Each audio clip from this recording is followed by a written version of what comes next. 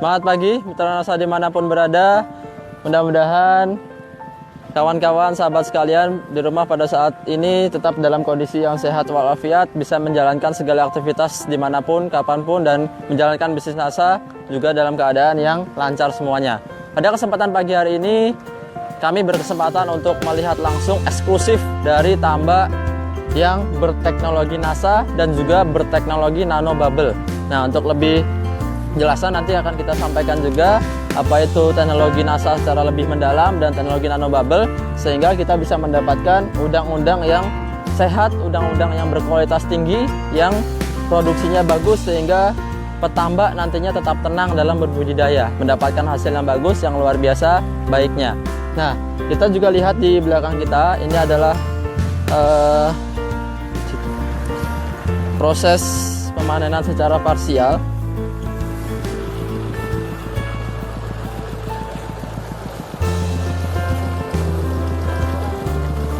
Dalam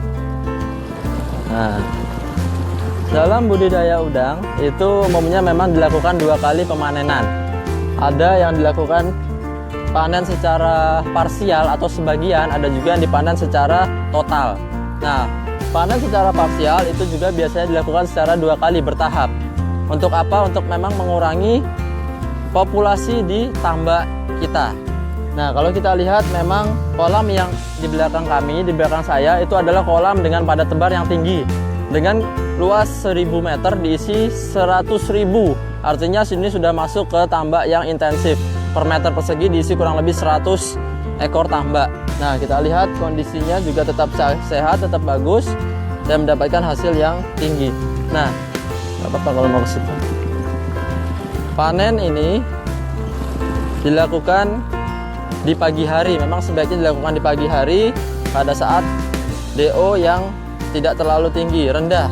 DO yang rendah karena memang pada sore menuju pagi hari, malam hari itu DO itu sedang rendah di bawah, sehingga bagus dilakukan proses pemanenan secara parsial dan juga untuk menghindari molting. Nah, biasanya pagi hari udang-udang tidak atau belum mengalami yang namanya molting. Nah, jadi seperti ini kita bisa lihat. Nah, ini sangat tinggi, kita bisa lihat representasikan dari hasil yang ada sekarang. Dengan sekali jaring, sekali jala sudah bisa mendapatkan sebanyak itu. Nah, ini kita lihat. Nah, kita lihat udangnya, teman-teman bisa melihat di sini. Nah, ini yang namanya udang Faname. Udang Faname ini memang terbilang baru bagi kalangan masyarakat di Indonesia. Karena apa? Karena memang baru diresmikan atau memang awal itu tahun 2001. Bahkan lebih muda umurnya dari umur saya. Nah, jadi kalau pada mitra NASA melihat kok masih muda, nah ternyata udang ini usianya di Indonesia itu lebih muda. Resminya tahun 2001 melalui perizinan dari kementerian masuk di Indonesia. Nah, kita bisa lihat kondisi udang yang sehat, kualitas udang yang bagus. Nah, ini memang dari segala bentuk fisiknya yang normal. Kita bisa lihat kaki-kakinya, ini normal semua. Kaki renangnya juga ada. Kemudian kaki bagian depannya juga lengkap. Karena kenapa kaki itu sangat penting? Karena memang udang itu dia sistemnya mengambil pakan seperti pakai tangan, yaitu pakai kaki yang ada di depan ini masuk ke dalamnya. Sehingga apabila ada kecacatan, kekurangan dalam budidaya, dalam tidak kelengkapan dari udang, yaitu bisa membuat kualitas menjadi menurun. Kemudian apalagi? Kemudian kita lihat dari ususnya, saluran pencernaannya. Nah, kalau kita lihat di sini garisnya, nah ini garisnya lurus, tidak putus-putus. Itu merupakan pakan yang masuk secara maksimal. Nah, kalau putus-putus tandanya ada penyakit di dalamnya.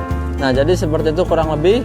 Kemudian juga cangkang dengan badannya, isinya itu dia padat. Nah, jadi ini ketika kita sudah panen, kumpulkan menjadi satu, masukkan ke dalam wadahnya, kemudian kita bawa ke bagian pasca panen, yaitu nanti ada persortiran. Nah, nanti ada pembagian kualitas, baik yang grade A, baik grade B, nanti kita bisa lihat di sana. Nanti kita juga akan ke sana. Nah, jadi ini Ini di belakang saya proses penjalaan. Nah, ini bisa lihat teman-teman. Nah, ini. Nah, sebelum dilempar atau baiknya juga diberikan pakan terlebih dahulu. Nah, ini untuk salah satunya memancing agar terpusat di daerah dekat pemanenan parsial ini. Nah, kita lihat. Nah, ini tambaknya ada 2. Nah, ini. Ya. Tadi dengan sekali lempar kurang lebih bisa mendapatkan hampir 2 drum. Nah, ini lemparan yang kedua, sangat luar biasa luas. Nah, ini kita bisa lihat di belakang kita. Nah, ini pemanenan secara parsial, yaitu biasanya umumnya dengan jala. Kalau pemanenan total biasanya kita sedikit kurangi airnya. Kemudian kita jala dari ujung ke ujung langsung menggunakan jala yang luas, yang lebar. Nah, jadi nanti langsung orangnya terjun ke kolam. Nah, pemanenan ini juga biasanya tidak berlangsung lama. Ini ditujukan agar udang-udang tidak mengalami stres secara berlebihan. Maksimal kita 2-3 jam. Setelah itu memang sudah dicukupkan karena nanti beresiko untuk udang mengalami stres. Nah, ini kita bisa lihat udang sehat akan melakukan loncatan-loncatan ini untuk melepaskan diri. Nah, ini seperti itu. Nah, jadi memang bertahap, teman-teman bisa lihat semuanya. Nah, ini banyak sekali. Sangat dialirkan biar aja dia dulu mesin dinyalakan. Oh, kincir. Nah, ini proses penarikan. Nah, ini luar biasa. 1 kali proses penarikan mendapatkan hasil tangkapan yang luar biasa tinggi. Ini padahal baru kolam yang kapasitasnya 100.000. Nanti teman-teman juga berkesempatan untuk melihat kolam yang sebelahnya yang kapasitasnya lebih padat.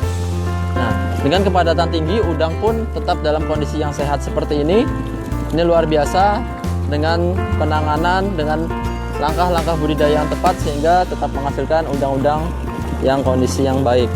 Nah, nanti kita akan kupas, kita akan bahas kondisi penanganan apa sehingga udang-udang kita dalam keadaan kondisi yang tetap luar biasa. Nah.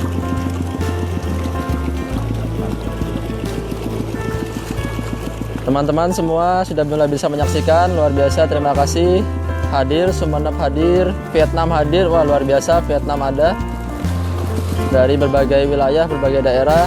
Teman-teman semoga bisa dapat bermanfaat. Nah, ini kita bisa lihat juga hasilnya luar biasa. Memang untuk mendapatkan kualitas udang yang bagus, kita juga perlu untuk manajemen dalam pemanenan. Salah satunya dengan persiapan alat dan juga dari peralatan yang digunakan. Nah, ini alasnya kita gunakan terpal agar udang-udang yang terangkat tidak terkena pasir nantinya. Ketika terkena pasir, otomatis udang tidak baik kualitasnya atau juga bisa dikatakan nantinya kotor. Nah, itu langsung masuk ke dalam tong. Dan juga menggunakan jala.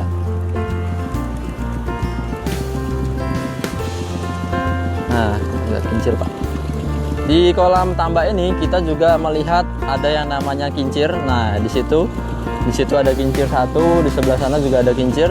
Nah, kita lihat memang kondisi kolam ini salah satu yang unsur pentingnya yaitu kalau kita lihat adalah air kolam. Mengapa air? Karena memang tempat budidaya udang, baik itu udang, ikan, dan komoditi lainnya perairan, itu memang kondisi lingkungan yang penting adalah mengkondisikan air sebaik-baiknya. Salah satu parameter kualitas air adalah dari segi oksigen terlarut atau DO. Nah, kalau kita lihat tujuan dari kincir salah satunya adalah untuk meningkatkan DO dan juga untuk mengalirkan agar terjadi arus dan udang itu senang kondisi-kondisi seperti itu. Dan di sisi lain, oksigen terlarut ini juga ternyata bisa digantikan atau bisa ditambahkan dengan teknologi juga yang luar biasa yang kita sebut tadi mungkin sempat teman-teman lihat, yaitu nanobubble. Nanobubble ini merupakan teknologi yang dapat mengubah partikel menjadi partikel yang berukuran sangat kecil dalam ukuran nanometer. Karena satuannya nanometer, dibayangkan kalau teman-teman tahu urutan dari tingkatan, nano adalah 10⁻⁹, artinya 1/miliar. Itu ukuran yang sangat kecil, sehingga oksigen yang masuk nanti diharapkan sudah dalam partikel yang terkecil, sehingga bisa langsung tergabung masuk ke dalam air kolam. Sehingga kalau kita lihat kincir, itu memang dia manual dari atas, belum tentu DO-nya setinggi dari nanobubble, sedangkan nanobubble dia langsung masuk ke dalam, mengubah partikel menjadi lebih kecil. Oksigen terlarut ini juga sangat penting karena apa? Karena ketika kolam sangat padat, udang ini juga membutuhkan oksigen. Sama seperti kita semuanya, makhluk hidup membutuhkan oksigen. Kalau kita di dalam ruangan, mungkin cukup diisi 100 orang, 1000 orang, 100.000 orang. Tetapi dengan kondisi seperti itu, kita akan kesulitan dalam bernafas. Nah, ini yang dilakukan saat ini adalah kondisi yang intensif, yaitu pada saat kolam yang sepadat-padatnya, tetapi mereka tidak kekurangan oksigen, tidak kekurangan atau tidak kesulitan dalam bernafas. Nah, yaitu dengan tambahan nanobubble. Nah, jadi oksigen di dalamnya itu cukup untuk membantu dalam budidaya. Ukurannya berapa? Ukuran nanobubble udang. Nah, Pak Dadang, udah disampling berapa gram kira-kira, Pak? Oh, ini ya. Nah, dalam proses budidaya lainnya yaitu ada pengukuran udang. Nah, atau kita biasa sebut size. Nah, jadi ini ya. Ini kalau kita lihat ada timbangan. Ini untuk sampling pengukuran dalam 1 kilo berisi berapa ekor atau size. Memang kalau kondisi parsial itu umumnya dilakukan pada saat 60 sampai 80 gram per kilogram. 80 ekor per kilogram atau kurang lebih sebesar 14, 15 atau 16 gram per ekornya udang. Nah, sehingga ini dilakukan sampling, mudah-mudahan dapat hasil yang bagus.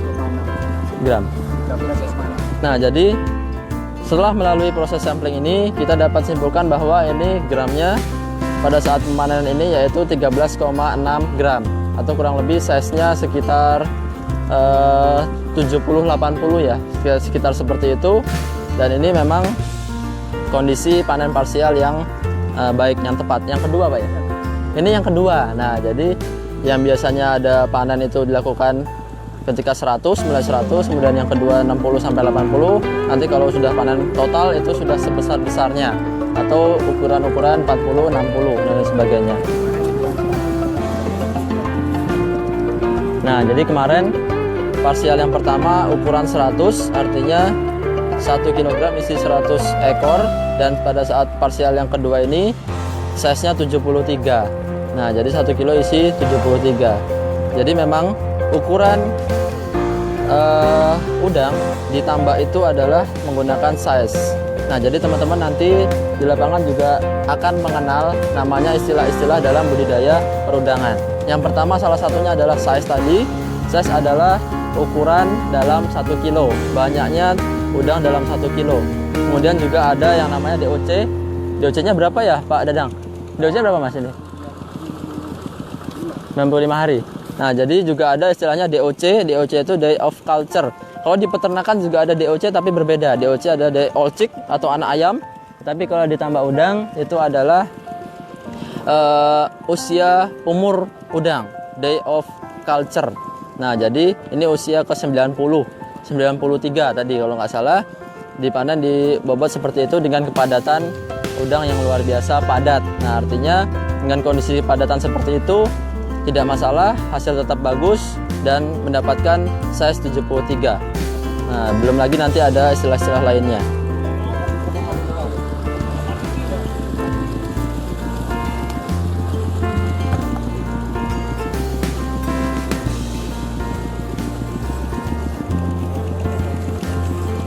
Nah, jadi kita lanjutkan lagi ke kincir tadi.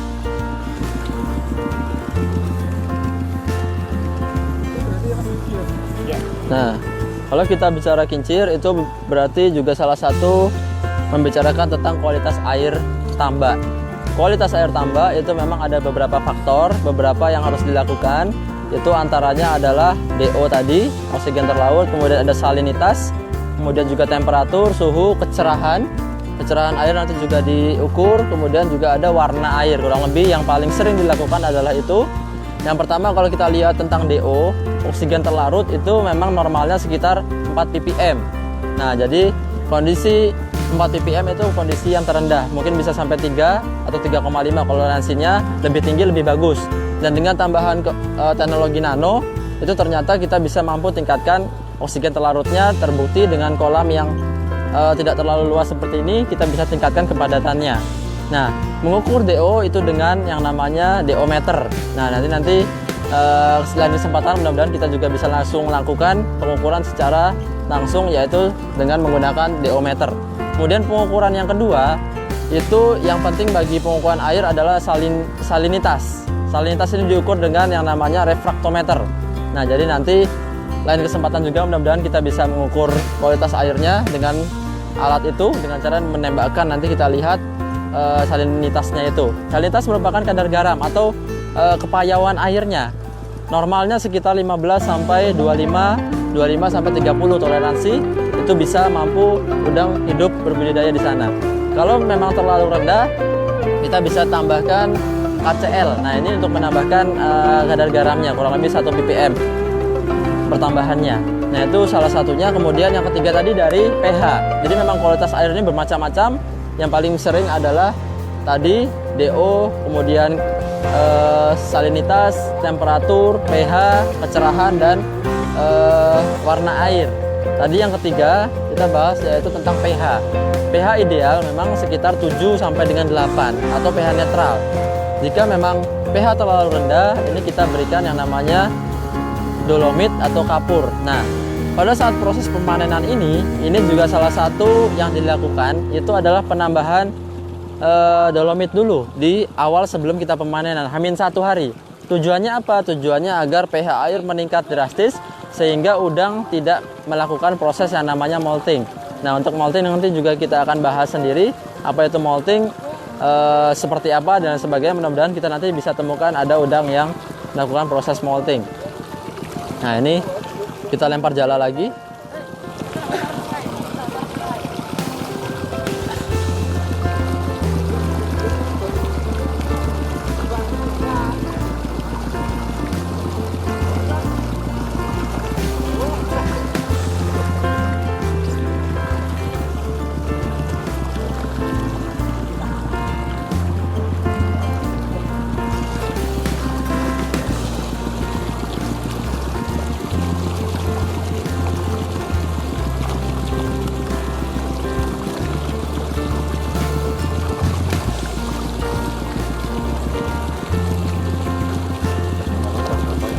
Nggak tahu sampai gancang.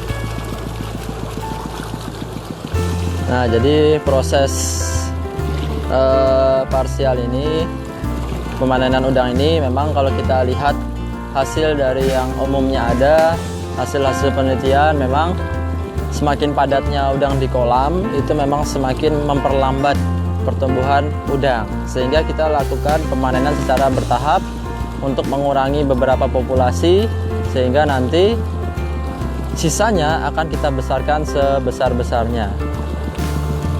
Nah, mengapa demikian? Karena di perundangan itu memang dari segi output ataupun harga itu sangat ditentukan oleh size. Salah satunya ditentukan oleh size atau ukuran udangnya.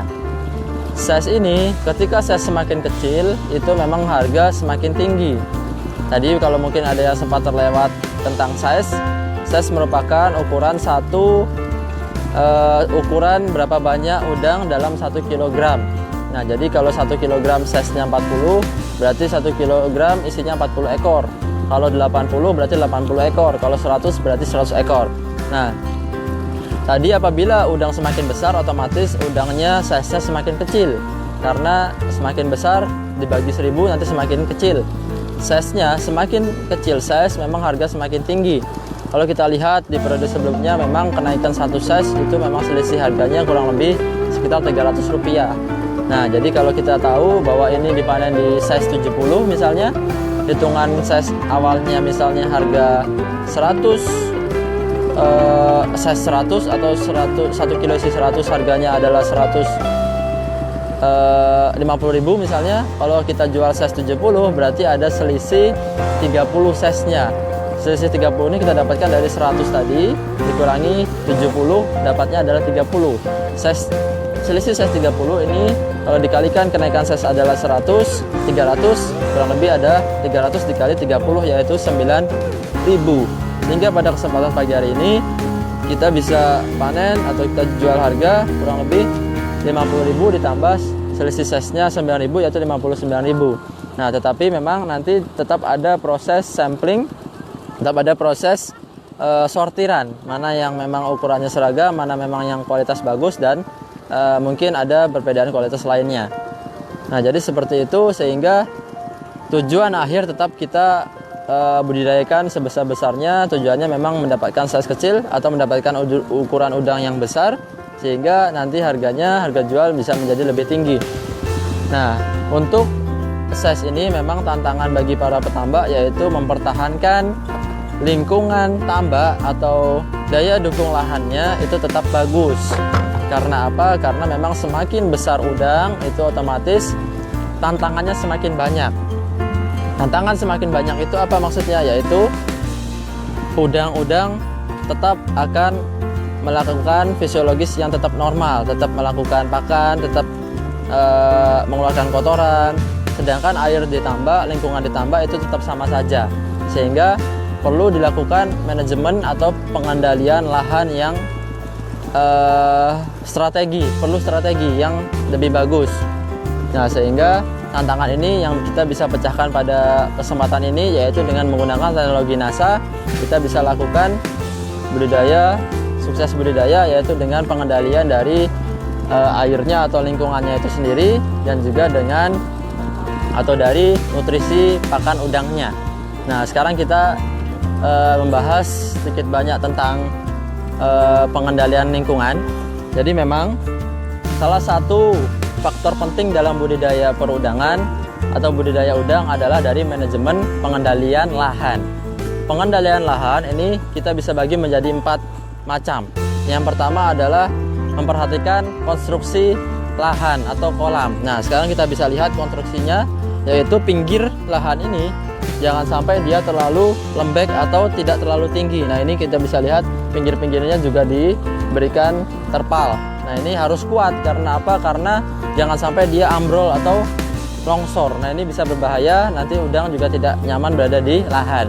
Kemudian semakin udang besar, kita bisa juga tambahkan jaring-jaring seperti ini karena seringkali memang udang-udang melompat. Nah, jangan sampai juga dia keluar lahan. Dan yang tidak kelihatan itu adalah kondisi di dasar kolamnya. Kita bisa tahu bahwasanya di bawah ini jangan sampai ada inlet dan outlet yang berbarengan. Artinya jangan sampai ada air yang masuk itu juga digunakan dengan air yang keluar. Saluran air masuk sebaiknya berbeda dengan saluran air yang keluar. Inlet dan outletnya berbeda sehingga tidak memungkinkan untuk penularan penyakit di dalamnya. Kemudian juga kalau yang biasa menggunakan sistem vertikal di bawahnya di dasar ini kita bisa dia lihat mengerucut. Jadi kita outletnya itu ada di tengah. Ketika pembersihan nanti atau biasa disebut sipon itu adalah pembersihan dari dasar itu cukup membuka saluran air yang bagian bawah dan kotoran yang di bawah itu nanti akan keluar langsung melalui kotorannya melalui lahan yang ada di bawahnya. Nah, itu kurang lebih dari konstruksi lahan. Kemudian yang kedua adalah dari pemupukan. Nah, pemupukan ini penting dilakukan karena tujuannya untuk menambah yang namanya pakan-pakan alami atau kita biasa sebut plankton. Yang tujuan salah satu yang sangat penting adalah bisa menghemat pakan. Nah, karena memang harga pakan ini kurang lebih sekitar 60-70% pengeluaran dari biaya produksi dalam budidaya udang. Sehingga kita harus manajemen pakan yang istimewa. Nanti kita juga akan membahas faktor yang lainnya yaitu pakan. Nah, pengendali pemupukan ini bisa dilakukan dengan beberapa pupuk. Nah, yang pertama yang sangat umum dilakukan adalah menggunakan pupuk organik, pupuk dasar. Nah, kita bisa gunakan teknologi NASA yang ada di dalamnya, yaitu menggunakan ton tambah organik Nusantara. Atau saat ini pada saat proses perizinan, teman-teman dimohon bersabar dan mohon doanya sekalian agar bisa segera keluar izinnya sehingga bisa beredar lagi. Tapi tidak perlu khawatir, teman-teman bisa untuk menggunakan yang namanya POP Supernasa atau SPRK Supernasa yang kecil, yang ukurannya sama dengan ton. Ada juga yang 250, ada juga yang 3 kg. Nah, teman-teman juga bisa gunakan itu. Dosisnya adalah 1 kg per hektar dalam proses budidaya.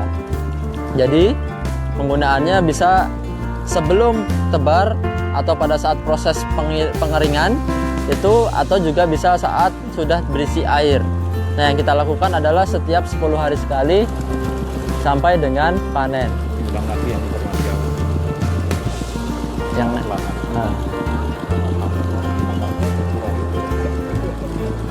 hilang tadi, Pak. Oh, yang baru. Ya, jadi mungkin kami selesaikan dulu tadi terkait dengan pengendalian lahan. Memang kita bisa gunakan pemupukan salah satunya dengan menggunakan pupuk organik atau yang biasa kita sebut ton. Nah, pada saat ini sedang tidak ada, kita bisa gunakan dahulu yaitu SPRK atau Supernasa dengan dosis dan cara penggunaan yang sama. Pemupukan ini salah satu tujuannya adalah untuk membunuh. Nah, ini membunuh para penyakit dan juga untuk menambah pakan-pakan alami atau plankton. Dan pemupukan itu bukan hanya di awal, bukan hanya menggunakan ton, ternyata juga bisa menggunakan probiotik. Nah, kita juga biasa mengenal produk dari PT kami, PT kita, PT Nusantara, yaitu adalah tambah organik Nusantara ataupun Tapro, tangguh probiotik. Nah, ini tujuannya salah satunya untuk menekan bakteri-bakteri patogen atau bakteri yang jahat yang ada di kolamnya. Nah, jadi kembali kita lihat hasil panen di sini aja ya, karena ini sudah masuk ke drum. Nah, pemupukan itu juga bisa dilakukan dengan pupuk lainnya, bisa juga dengan pupuk dengan perbandingan nitrogen dan fosfat. Nah, jadi juga perlu pupuk-pupuk lainnya, bukan hanya pupuk organik. Para petambak juga seringkali menambahkan pupuk biasanya yang paling umum adalah SP36, itu cukup sekitar 10 kg atau tidak perlu banyak-banyak, 10 kg per hektar. Nah, jadi berbeda-beda. Jam berapa, Pak? Baru jam 9. Iya. Berapa jam? Tadi ini 9:09.00. Mobil cepat kita. Berarti informasi Ini diulang. setengah jam lagi Pak ya. tapi waktunya ya Mas ya. Kita pindah sebelah ya. Oh, ini udah ya. Kita pindah ke sebelah. Nah, ya udah ini di Informasikan ya. untuk parsial yang kolam ini, kolam yang kepadatan 100.000 yang ditebar di kolam berukuran 1000 meter sudah cukup. Kita akan berpindah ke kolam yang lebih intensif lagi di kolam sebelah, kolam yang menggunakan teknologi NASA dua-duanya dan nano bubbler. Nanti kita bisa bandingkan dan kita bisa tahu kualitas masing-masing, uji coba baik itu di kapasitas yang intensif maupun yang super intensif, bagaimana perbedaannya nanti juga kita akan ke sana.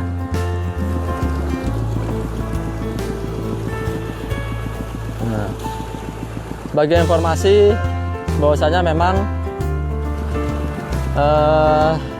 yang sudah menggunakan tambak, yang sudah menggunakan teknologi NASA itu sangat banyak sekali. Salah satunya di tambak ini yaitu terletak di Purworejo, pantai selatan Purworejo, pantai Jatimalang ke barat. Nah, ini kurang lebih di sini ada sekitar, sebetulnya ada 2 petak besar, cuman yang ini yang kita lihat sekarang itu dibagi 2. Jadi ada 2 luasan yang masing-masing 2000, yang satu tetap 2000, yang satu kita bagi 2, 1000. Nah, jadi berbedanya seperti itu. Dan ini kita lihat di kolam yang lebih padat lagi.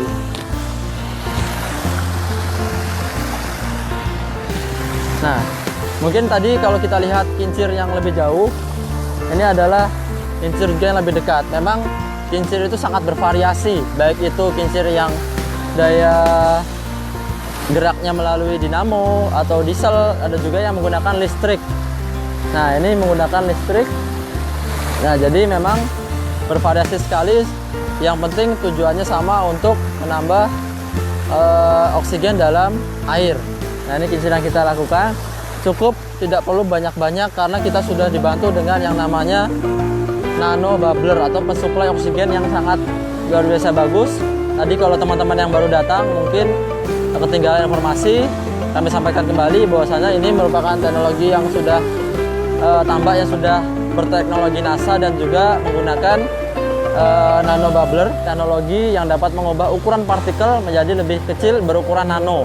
Jadi sangat kecil, sehingga kami harapkan mendapatkan oksigen berukuran yang sangat kecil dan nanti langsung masuk ke air, itu sudah bercampur dengan air, sehingga yang namanya DO, oksigen terlarut, itu menjadi lebih tinggi dari biasanya. Nah, ini sedang proses persiapan panen yang udang sebelahnya.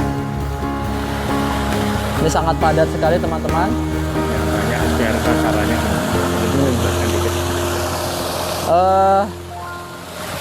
Teknologi NASA yang digunakan ini yaitu dalam penggunaan pakan, campuran pakan, dan juga lingkungannya. Penggunaan dari campuran SPRK Super NASA itu dengan mencampurkan 1 kg untuk luasan kolam kepadatan normal, yaitu ukurannya 1 hektar. Nah, jadi kalau teman-teman mungkin punya 1000, luasannya 1000, tinggal dibagi 10-nya. Atau kalau biasanya 3 kilo, 1 kilo bisa kurang lebih 100 gram untuk luasan 1000. Diberikan setiap 7-10 hari sekali sampai dengan panen. Nah, jadi kalau kita lihat, kita tahu bahwa SPRK itu adalah bentuknya serbuk, padat. Itu sebaiknya kita larutkan terlebih dahulu ke air, kemudian nanti kita sebarkan secara merata. Atau juga bisa diberikan pada saat tahap awal pengolahan lahan. Nah, tadi juga sempat kita bahas, pengolahan lahan umumnya ada 4, yaitu tadi ada persiapan konstruksi, kemudian juga ada pengeringan lahan, kemudian ada pengukuran pH, dan juga ada pemupukan. Nah, pada saat pemupukan, pada saat kering tadi, itu kita bisa gunakan 3 kg per hektar. Jadi pada saat awal, ini penggunaan pada saat awal sebelum tebar kita gunakan 3 kg per hektar. Kemudian pada saat ditebar kita gunakan 1 kg per hektar. Kemudian setiap 10 hari sampai dengan 14 hari, 7-14 hari sekali sampai dengan panen, itu tetap 1 kg per hektar sampai dengan panen. Tujuannya apa? Karena memang bantuan pupuk ini salah satunya penyuplai pakan alami. Nah, pakan alami ketika dimanfaatkan oleh udang itu juga memungkinkan akan habis, sehingga perlu adanya terus tambahan. Di sisi lain juga mampu untuk mendekomposisi menjadi alat dekomposer. Nah, mendegradasi yang namanya kotoran-kotoran yang ada di dasar kolam, sehingga itu semua bisa menjadi aman, tidak berbahaya. Kita tahu bahwa di dasar ada yang namanya amonia dan lain sebagainya. Jadi seperti itu kurang lebih cara penggunaan SPRK-nya. Di istirahat. Banyak ya, ini kemakan. Ini tanya Mas Alif. Mas Alifnya nggak ada. Ini pada lagi istirahat. Bentar lagi kita taruh nangkap dulu. Jarak antara tabak ke truknya Iya. lumayan, agak sedikit naik. Ya, jadi memang di pagi hari ini saya tidak sendiri, ditemani oleh kameramen kita Bapak Adi Nugroho dan juga Bapak Insinyur Dadang Birowo. Jadi pagi ini ada Bapak Insinyur Adi Nugroho dan juga Bapak Insinyur Dadang Birowo, dan di lokasi ini memang lokasi yang luar biasa lumayan perjalanannya, yaitu kita melewati pantai dan juga medan yang lumayan berat. Dan tadi kalau sempat lihat video saya di awal, itu kondisi tambak atau jalannya kita menuju sini. Dan memang ketika dipanen ini, truk ataupun proses sortirannya itu tidak langsung di tempat sini, yaitu di atas sana. Tadi sudah dilihatin oleh kamera, masih di atas sana, di dekat pantai, sehingga perlu diangkat terlebih dahulu. Diangkat, dibawa oleh tim atau teman-teman yang memanen di atas, sehingga membutuhkan waktu membutuhkan waktu yang agak lama. Sehingga untuk memulai di panen yang kedua ini kita juga masih menunggu sebentar. Mungkin teman-teman kalau ada yang ingin ditanyakan sedikit bisa di chat, sampaikan di chat dulu. Nanti mudah-mudahan kita bisa jawab juga. Nah ini teman-teman lagi pada siap-siap. Nano gobloknya dulu nggak? Iya boleh Pak. Kamu aja. Nah jadi tambak kanan, sebelah kanan saya, nah ini adalah tambak yang kepadatannya sangat tinggi, 200 atau 2 kali lipatnya dari yang sebelah kiri. Nah jadi kalau yang kiri adalah 100.000 per 1.000 meter persegi, yang sebelah kanan saya 2 kali lipatnya yaitu 200 ekor per 1.000 meter persegi. Nah jadi teman-teman yang penasaran dengan teknologi apa kita gunakan sehingga tambaknya bisa sangat intensif seperti ini dan ternyata tadi hasilnya juga tetap bagus. Kita panen parsial di tambak satunya tadi adalah 73 gram, 73 size-nya kurang lebih sekitar 13-14 gram, dan yang satunya nanti kita masih menunggu berapa hasilnya. Nah, salah satu teknologi yang kita gunakan pada tambak ini yaitu adalah teknologi yang namanya nano bubble. Nah ini kita lihat mesinnya. Nano bubble ini salah satu teknologi yang sudah diteliti oleh pusat penelitian dari LIPI. Nah, jadi ini kita terapkan di tambak kita, tambak NASA. Nah, jadi teknologi ini merupakan teknologi yang sudah melalui proses penelitian yang bagus, yang panjang. Nah, teknologi ini adalah teknologi yang dapat mengubah ukuran partikel oksigen tadi menjadi ukuran yang sangat kecil. Nah, sehingga oksigen sudah tidak lagi menjadi masalah di tambak kita. Sehingga dengan kolam yang padat tadi 200.000 ekor per 1.000 meter, mereka tidak kesulitan lagi mencari oksigen. Nah, kalau kita bayangkan, kalau kita misalnya masuk ruangan, mungkin 1 orang, 10 orang, 1.000 orang itu mungkin cukup, tetapi tidak nyaman atau mulai sesak. Nah, tetapi kalau kita bayangkan di sini, ternyata mereka sudah tidak ada lagi masalah. Karena apa? Karena kebutuhan oksigennya terpenuhi. Jadi walaupun mereka banyak, berdesak-desakan, penuh, tapi kondisi airnya tetap nyaman. Nah itu salah satunya tadi dari suplai oksigen. Nah tetapi tidak hanya itu, ternyata kita juga perlu pengendalian lainnya. Lainnya itu adalah pengendalian dari lahan dan juga nanti dari nutrisi pakannya. Kita bisa gunakan untuk lahan tadi ada yang namanya ton, atau SPRK juga bisa kita gunakan, dan juga kita tambahkan tangguh probiotik, dan untuk pakannya, untuk nutrisinya kita tambahkan campuran dari POC NASA dan hormonik. Nah jadi teman-teman dimanapun berada, kita sama-sama Komentar. Mudah-mudahan kita sama-sama doakan, mudah-mudahan ton maupun Tapro dan juga Viterna nanti akan segera keluar kembali sehingga teman-teman bisa kembali merasakan manfaatnya. Dan mungkin dari pagi hari ini saya tidak sendiri. Kameramen kita ada Pak Adi Nugroho, Pak Insinyur Adi Nugroho, dan juga ada bersama Bapak Insinyur Dadang Birowo. Nah ini mungkin Pak Dadang bisa menambahkan sedikit banyak tentang kondisi tambak kita di pagi hari ini.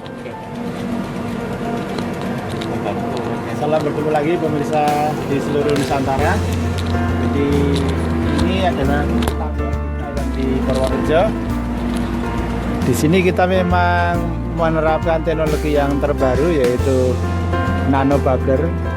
Di situ kita bekerja sama dengan LIPI untuk membuat alat itu, dan sekarang alhamdulillah sudah kita pasang dan kita coba, dan hasilnya ini untuk oksigen dengan alat ini bisa meningkat 2-3 angka. Jadi biasanya kalau terendah 4 itu bisa tercapai atau malah lebih.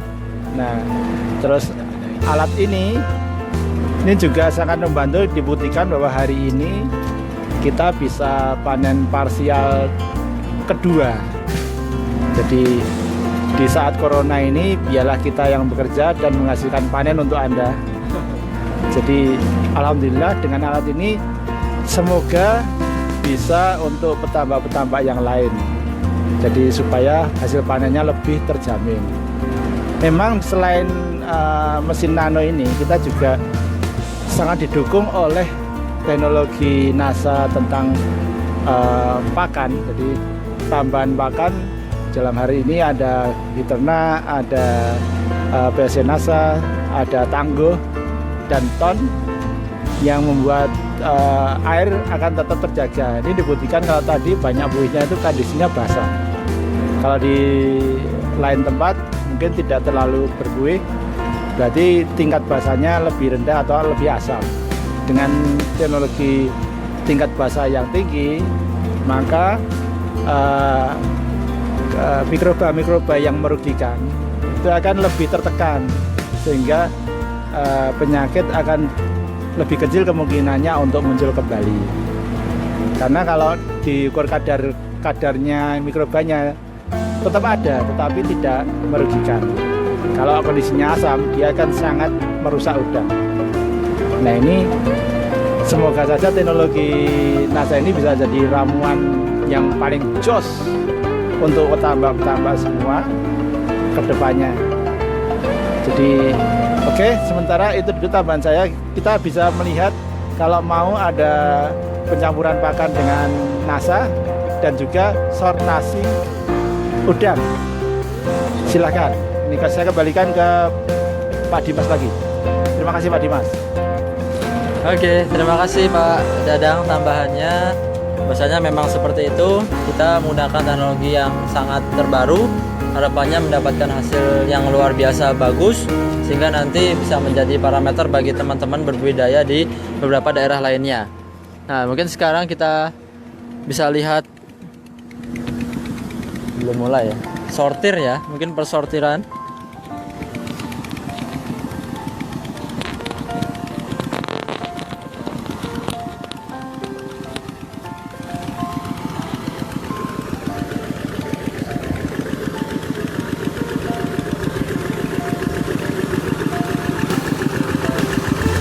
Nah, jadi medannya yang dilampaui kurang lebih seperti ini, tidak langsung menuju ke tempat sortir, tetapi adalah melewati beberapa tumbukan gundukan tanah atau pasir dan juga melewati tambak lainnya.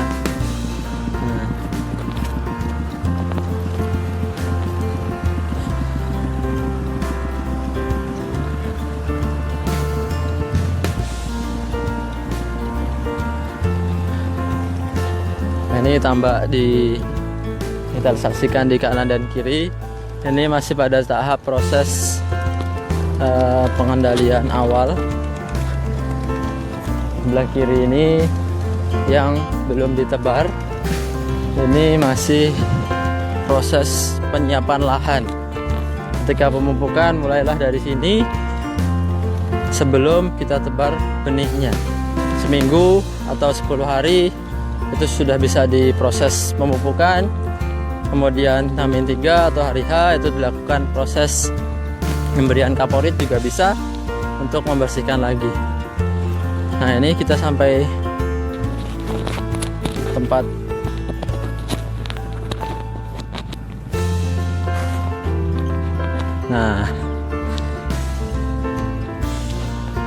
ini ya. Nah, ini yang dinamakan sampling untuk menentukan ukuran udangnya. Nah, jadi seperti ini. Ini kita bisa lihat beberapa udang-udang yang sudah disortir, sudah ditentukan kualitasnya, dibagi beberapa tempat untuk nanti dihitung atau dilakukan sampling berat badan. Nah, sebelum ini tadi juga sudah dilakukan sortiran lainnya. Kita bisa lihat di bak-bak yang ada di bawah ini. Nah, jadi sudah ada beberapa yang sudah ditempatkan.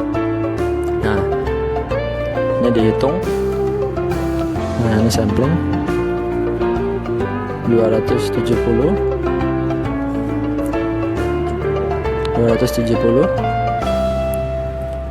Nah, ini kita bisa lihat juga di bawah. Nah, ini yang sudah melakukan proses sampling. Memang sebelum dilakukan pemanenan, kita harus mengkondisikan pasca panen yang sudah betul-betul siap kita siapkan semuanya, baik itu tempat budidayanya, pasca panennya, baik itu juga tentang penyimpanan udang setelah dia dipanen. Nah, jadi ini kita bisa lihat, nah itu kondisi udang yang sehat yang sudah kita bagi kualitasnya. Nah, jadi sangat luar biasa, sehat, besar-besar, segala bentuk ataupun tubuhnya lengkap, baik dari kaki renangnya, kaki geraknya, kemudian dari cangkangnya juga bagus. Nah, ini adalah size-nya setelah melakukan proses sampling tadi, dihitung dan didapatkan size-nya adalah 74. Artinya 1 kilo isi 74 ekor udang. Kurang lebih 13 gram ya Mas ya, 13,5 gram. Nah, jadi itu adalah prosesnya. Ketika tadi kita mulai dari proses pemanenan, kemudian pensortiran, sekarang adalah proses perhitungan sampling, menentukan size untuk nanti berapa patokan biayanya. Nah, nanti semua di total. Ini Pak Di.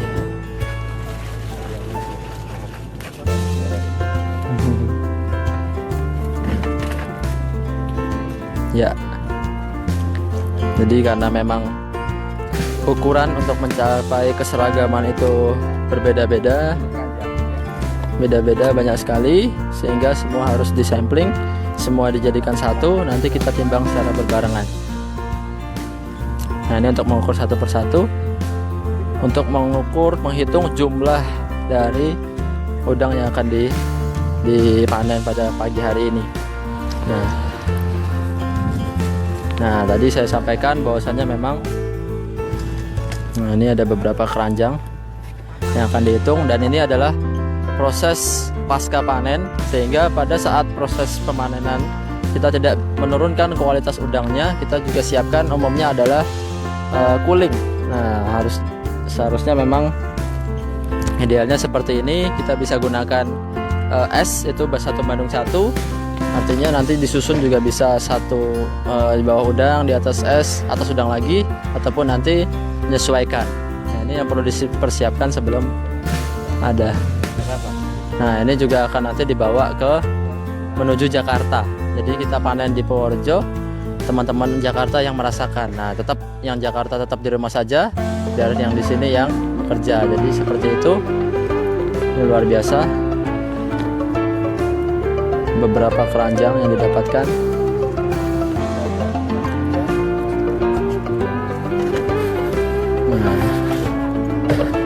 Nah, ini sudah harus siap semuanya. Sebelum tadi dipanen, ini semua harus disiapkan. Mobil, es batu, peralatan, cooler, pendinginnya. Nah, alat untuk sortir. Nah, ini memang sortirnya masih manual karena memang kita di lapangan. Itu manual langsung oleh teman-teman di sini. Nah, jadi seperti itu.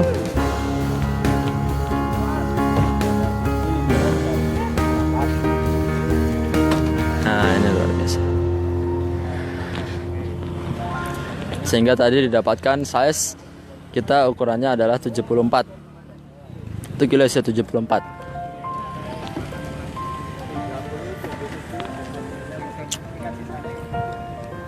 Ini adalah panen parsial, sehingga tidak full menyeluruh, tidak sebanyak yang ada. Nah, ini.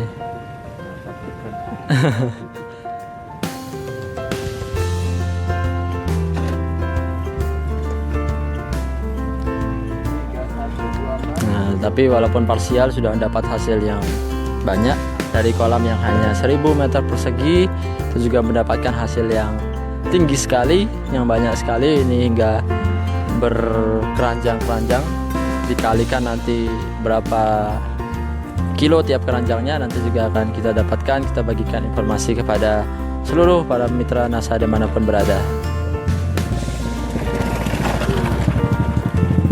Nah, ini akan dibawa ke Jakarta dan wilayah sekitarnya.